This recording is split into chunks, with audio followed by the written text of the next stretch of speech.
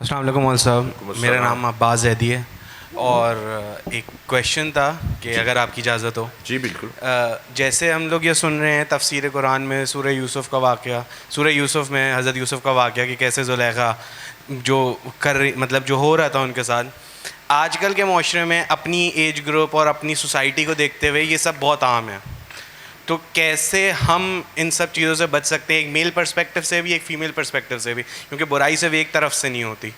تو اس کے لیے اگر کوئی آپ کوئی انبیاء کی کوئی ٹیچنگ بتا دیں یا پھر کوئی ذکر ہو یا پھر کچھ کہ کبھی بھی ایسا کچھ فیس کرنا آئے. بہت عمدہ بات ہے تو اور یہ آپ اس سے گریز کر سکیں. آپ اس سورے سے استفادہ کرتے ہوئے اس مسئلے کا دیکھیں. قرآن مجید ہمیں فرزندان قرآن کہا گیا ہے نا، ہمیں فرزندان توحید کہا گیا ہے. مسلمانوں کو کہا گیا فرزندان قرآن، یعنی قرآن کے ماننے والے، قرآن کے پیروکار.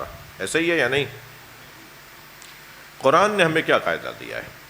قرآن نے ہمیں قاعدہ یہ دیا ہے کہ اپنی حفاظت خود کرو. وَلَا تَغْضَانَ بِالْقَوْلِ فَيَطْمَعَ الَّذِي فِي قَلْبِهِ مَرَضٌ. اپنے آپ کو سنبھال کے خود رکھو، اپنی حفاظت خود کرنی ہے. ایک بزرگ یہ جملہ کہا کرتے تھے کہ جب باہر تم نکلو تو سب کو اندھا سمجھو اور اپنے آپ کو بینا سمجھو، ورنہ کوئی تم سے آ کے ٹکرا جائے گا. اپنے آپ کو بچاؤ، یہ سب تم پر کچھ نہ کچھ کریں گے، یہ سب کچھ تم سے کچھ نہ کچھ منفی کر سکتے ہیں. ایک زاویے، جس زاویے پہ بات ہو رہی ہے وہ والی مثال، ورنہ یہ والی مثال ہر جگہ کے لیے نہیں ہے. یہ قاعدہ عمومی نہیں ہے، یہ قاعدہ خاص ہے اس مسئلے میں کہ جب کبھی کسی فساد یا کسی بڑے فتنے میں مبتلا ہونے کا خوف ہو. مثلا خواتین ہماری آفسوں میں جاب کرتی ہیں، ٹھیک ہے. اب ہمارے یہاں مشکل یہ ہے کہ ایک تو حسن اللہ نے دیا ہے، کچھ یہ حسن بڑھا کر جاتی ہیں. جو جاتی ہیں میں ان کی بات کر رہا ہوں، ٹھیک ہے. مثلا پتہ نہیں کچھ کیا کیا لگا لیتی ہیں، وہ نام تو ہمارے وقار بھائی بیٹھے ہیں وہ زیادہ بتائیں گے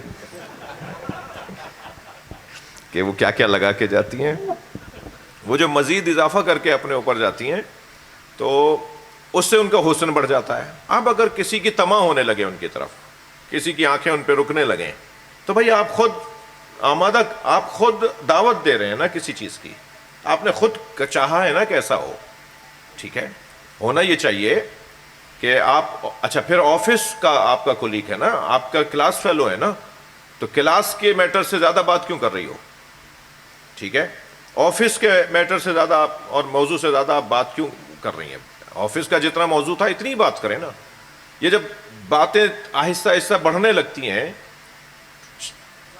چائے اور پانی اور کینٹین میں جا کے ذرا جا رہی ہو تو ہم ساتھ بیٹھ کے کھا لیتے ہیں، یہ جب گفتگو آگے بڑھنے لگتی ہے اور غیر ضروری چیزیں شروع ہوتی ہیں تو پھر فساد سامنے آئے گا. فساد سامنے آئے گا تو آپ نے خود دعوت دی ہے. لہٰذا ہر شخص کو اپنی حفاظت خود کرنی ہے، کوئی کسی کی حفاظت نہیں کرے گا. جی یہ تو اب میں اگر یہ بات کروں گا تو ایک بڑا لمبا ہو جائے گا، تو اس لیے بات ایسی ہے. اور صاحب اجازت ہے؟ جی آپ جان ایلیا کا ایک شعر سنا رہے تھے. جی پہلے سنا دوں یہ؟ ہاں پہلے سنائے، سب کو سنائے.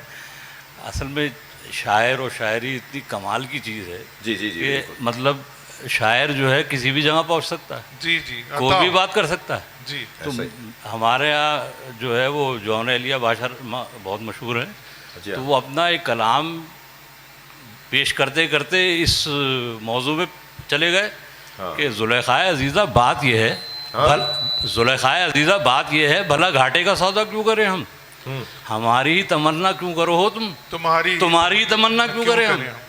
واہ.